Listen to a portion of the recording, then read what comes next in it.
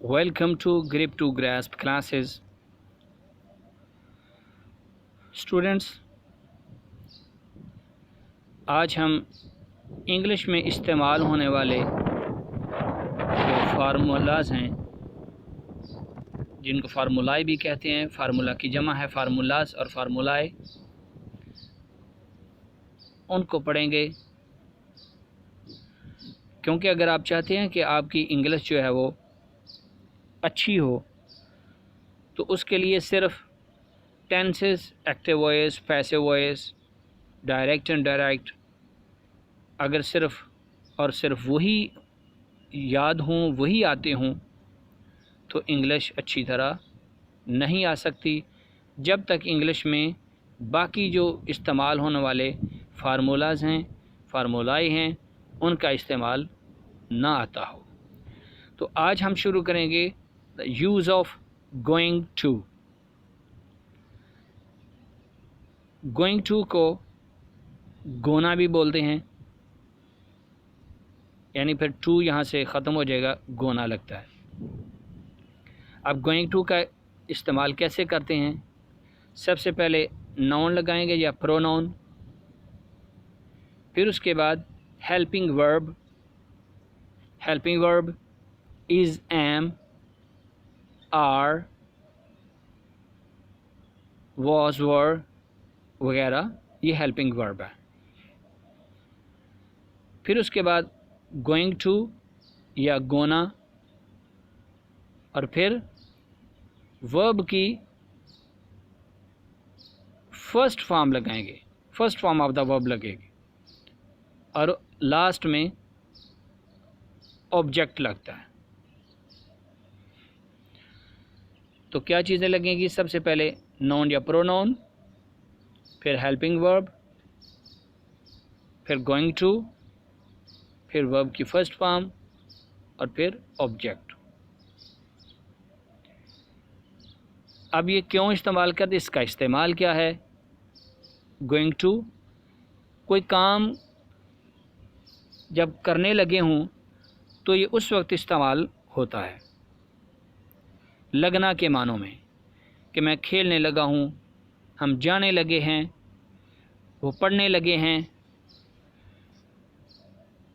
वो लिखने लगे थे वगैरह। तो जब लगने के मानों में, इस अंदाज में लगने का माना इस्तेमाल हो, तो फिर वहाँ गोइंग टू या गोना, हम देखने लगा हूँ, मैं पढ़ने लगा हूँ, तो ये सब के लिए गोइंग टू यानी गोना का इस्तेमाल करेंगे।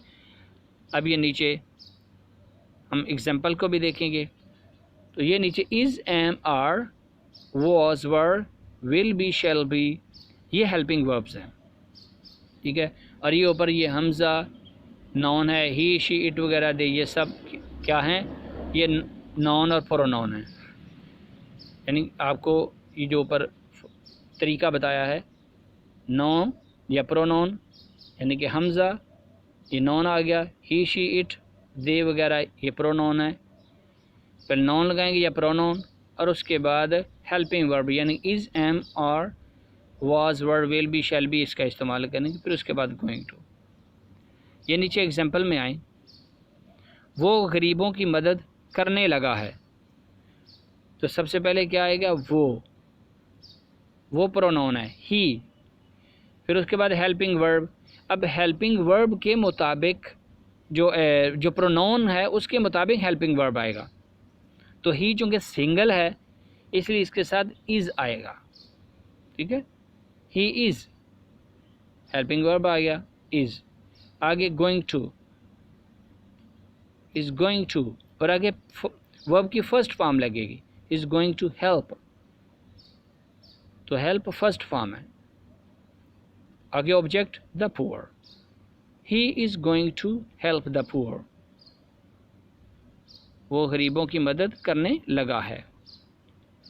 मैं फूल तोड़ने लगा हूँ, तो मैं इसमें प्रोनाउन है, उसके मुताबिक एम जो है वो हेल्पिंग वर्ब आएगा। I am gonna pluck, verb की फर्स्ट फॉर्म आ जाएगी प्लक, और फिर the flower. I'm gonna pluck the flower या I'm going to pluck the flower। ये तो थोड़ी सी एक दो एग्जांपल आपको दी। अब हमने देखना है कि प्रेजेंट, पास्ट और फ्यूचर में इसको कैसे इस्तेमाल करेंगे। तो प्रेजेंट में जब हम इस्तेमाल करेंगे तो प्रेजेंट के लिए जो हेल्पिंग वर्ब हैं वो इज़, एम, आर हैं, ये प्रेजेंट के लिए इस्तेमाल हो गए। पास्ट के लिए वाज और वर का इस्तेमाल करेंगे और फ्यूचर के लिए विल बी और शैल बी का इस्तेमाल करेंगे।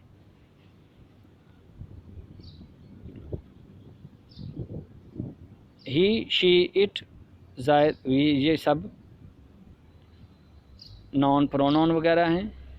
वी, यू, दे, ये प्रोनाउंस हैं।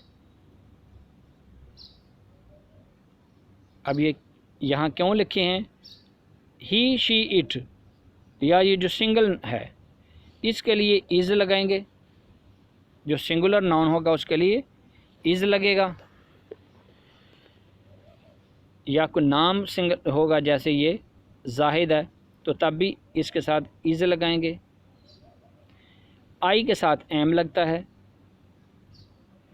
और जो प्लूरल हैं, जो नाउन्स हैं या प्रोनाउन हैं जैसे वी, यू, दे, ये प्रोनाउंस हैं, इनके साथ या जमा नामों के साथ एक से जब जायद नाम आ जाएं जैसे जाहिद और ताहिर, एक से जायद है तो इनके साथ आर का इस्तेमाल करते हैं। पास्ट में भी देखें वाज और वर है। वाज इसी तरह सिंगुलर के लिए इस्तेमाल होगा, नॉन और प्रोनाउन के लिए, और जो वर है ये प्लूरल के लिए इस्तेमाल होगा, we, you, they, Zahid and Tahir. यहाँ ये जो यू है शायद आपके जहन में हो कि यू तो सिंगल भी इस्तेमाल होता है, एज ए सिंगुलर भी इसको इस्तेमाल करते हैं। तो यू के साथ जो ना प्लूरल की ही फॉर्म्स लगती है, चाहे ये सिंगल के लिए हो या चाहे प्लूरल के लिए, इसके साथ वर लगता है, इसके साथ आर लगता है। अब आगे फ्यूचर में विल बी, शैल बी और विल बी का इस्तेमाल है, लेकिन पहले भी बहुत सारे हमने लेसन्स में पढ़ा है कि आजकल ज़्यादातर सब के साथ विल बी ही इस्तेमाल करते हैं, शैल बी का को ख़ास ख्याल नहीं रखा जाता। अब हम वन बाय वन एक एक करके गोइंग टू का जो इस्तेमाल है प्रेजेंट में कैसे करेंगे, पास्ट में कैसे करेंगे और फ्यूचर में कैसे हम करेंगे, इसका इस्तेमाल पढ़ेंगे। सबसे पहले आते हैं प्रेजेंट में, the use of going to, gonna. Present, I am going to work, I के साथ she is going to work, Tanveer is going to work.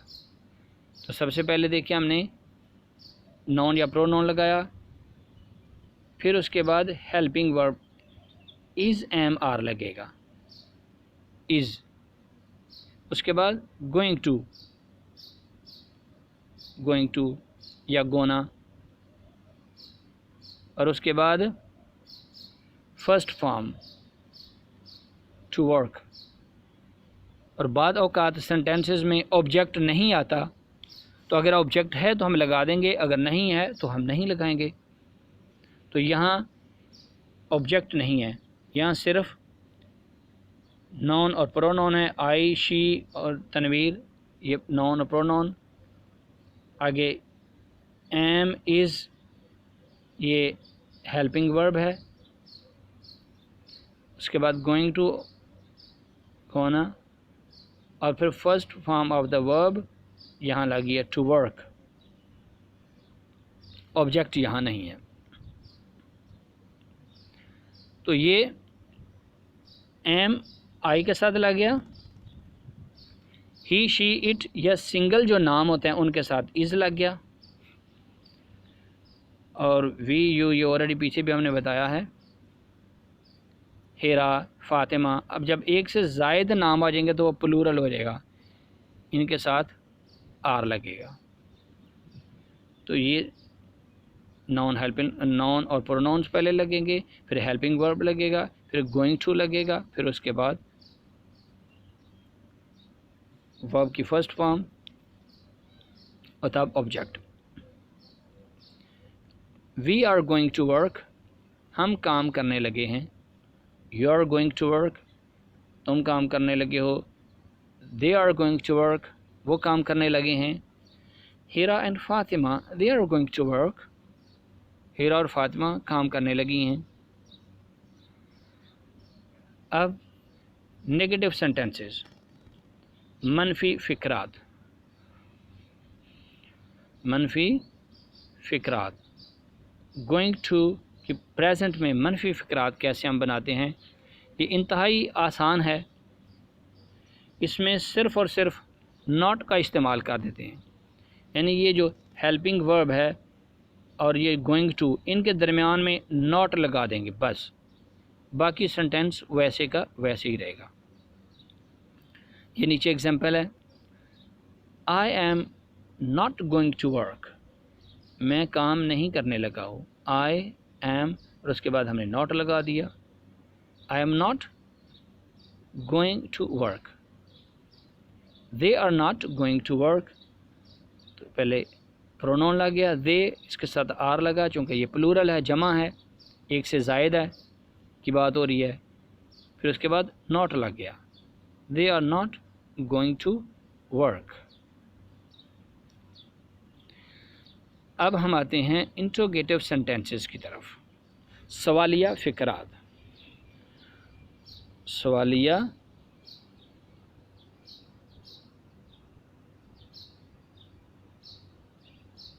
सवालिया फ़िक्रात, उर्दू में सवालिया फ़िक्रात बोलते हैं। तो ये भी आसान सा तरीका है इसका कि सबसे पहले आप क्या लगाएंगे,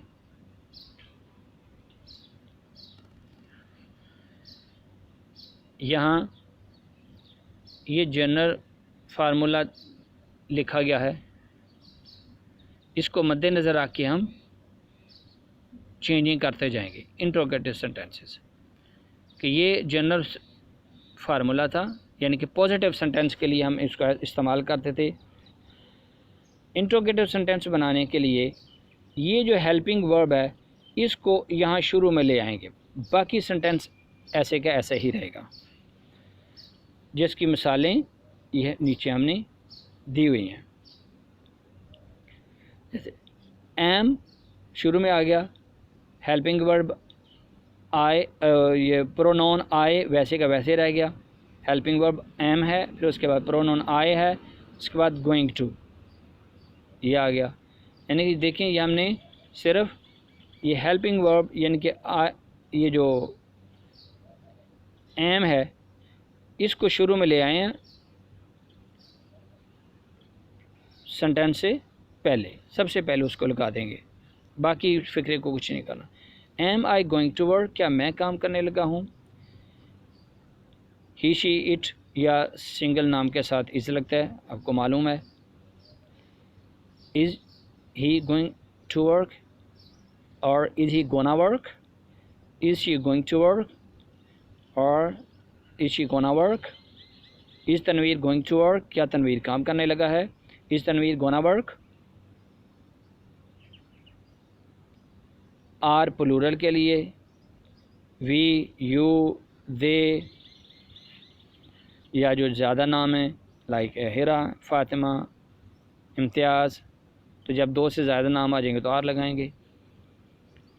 सबसे पहले हेल्पिंग वर्ब लग गया आर, फिर नॉन या प्रोनाउन और फिर गोइंग टू और then first form of the verb, और अगर ऑब्जेक्ट है तो बाद में ऑब्जेक्ट हम लगाएंगे। Are we going to work, are you going to work, क्या तुम काम करने लगे हो। Are they going to work, क्या वो काम करने लगे हैं। और Hina and Fatima going to work, क्या हिना और फातिमा काम करने लगी हैं। तो ये थे इंट्रोगेटिव सेंटेंस। अब इंट्रोगेटिव सेंटेंस की एक और फॉर्म, एक और जो सूरत है, इंट्रोगेटिव प्रोनाउंस, ये क्या हैं? इनको WH वर्ड्स भी बोलते हैं। WH वर्ड्स, WH वर्ड्स भी बोलते हैं। ये हैं who, why, where, when, what, whom, whose वगैरह। ये WH वर्ड्स हैं। ये डबल सवालिया बनाने के लिए इस्तेमाल करते हैं। जैसे पीछे हमने इंट्रोगेटिव सेंटेंस बनाने के लिए तरीका बताया, उसको वैसे ही रखेंगे। और डबल सवालिया बनाने के लिए ये जो WH वर्ड्स हैं इनको सबसे पहले ले आएंगे। बाकी सेंटेंस वैसे का वैसे ही रहेगा, उसमें कोई तब्दीली नहीं करेंगे। सेम वही चीज़ है। ये हमने पीछे पढ़ा जो इंट्रोगेटिव सेंटेंस है, और WH वर्ड्स को अगर आप शुरू में ले आएंगे तो फिर ये डबल सवालिया बन जाएगा। तो यानी ये हेल्पिंग वर्ब को शुरू में लाए, इज़, एम, आर, इसको शुरू में लाए और उससे भी पहले WH वर्ड्स को लेकर आएंगे। एग्जाम्पल्स आपके सामने हैं। Why is he going to work, वो काम क्यों करने लगा है। Where is she going to work, where is he going to work, वो कहाँ काम करने लगा है। When is she going to work, वो कब काम करने लगी है। ओके, how, अब यहाँ ये आपको ये जो वर्ड how है ये WH वर्ड में तो नहीं आता, मगर ये इंट्रोगेटिव प्रोनाउंस में आता है। How is he going to work, कैसे काम करने लगा है। How is she going to work, वो कैसे काम करने लगी है। How is Tanveer going to work, Tanveer कैसे काम करने लगा है। इसी तरह प्लूरल के लिए हम आर लगाएंगे। How are we going to work, हम कैसे काम करने लगे हैं। Why are we going to work, हम क्यों काम करने लगे हैं। Where are we going to work, हम कहाँ काम करने लगे हैं। We है, you है, they है। When are Hira and Fatima going to work, हीरा और फातिमा कब काम करने लगी हैं। Why are Hira and Fatima going to work, हीरा और फातिमा क्यों काम करने लगी हैं। तो ये WH वर्ड जो हैं इंट्रोगेटिव जो प्रोनाउंस हैं, इनको हम सेंटेंस के बिल्कुल शुरू में ले आएंगे। फिर उसके बाद हेल्पिंग वर्ब लगाएंगे, WH वर्ड्स, फिर हेल्पिंग वर्ब, और फिर उसके बाद नाउन या प्रोनाउन, फिर उसके बाद हम गोइंग टू या गोना का इस्तेमाल करें, फिर उसके बाद first form of the verb. इस सब को यहाँ आप इजीली समझ सकते हैं कि ये हेल्पिंग वर्ब को, क्योंकि ये जनरल फार्मूला लिखा हुआ है ताकि समझने में आसानी हो जाए। यहाँ इसको हेल्पिंग वर्ब को इज़, एम, आर को शुरू में लाए, फिर उससे पहले भी WH वर्ड्स। तो स्टूडेंट्स, ये था गोइंग टू का इस्तेमाल जो हमने प्रेजेंट में इसको इस्तेमाल किया है। गोइंग टू को गोना कहते हैं। होपफुली आपको ये आज का फार्मूला बहुत आसान और अच्छा लगा होगा। अगर आपको किसी किस्म की कोई मुश्किल पेश आई हो, आपको कोई समझ नहीं आई, कहीं आपको कोई कन्फ्यूजन है, तो आप कमेंट्स बॉक्स में आके पूछ सकते हैं। अब हम नेक्स्ट लेक्चर में पास्ट में इसको कैसे इस्तेमाल करते हैं, गोइंग टू को, गोना को पास्ट में कैसे इस्तेमाल करते हैं, नेक्स्ट लेक्चर में हम बयान करेंगे। तब तक के लिए टेक केयर, गुड बाय।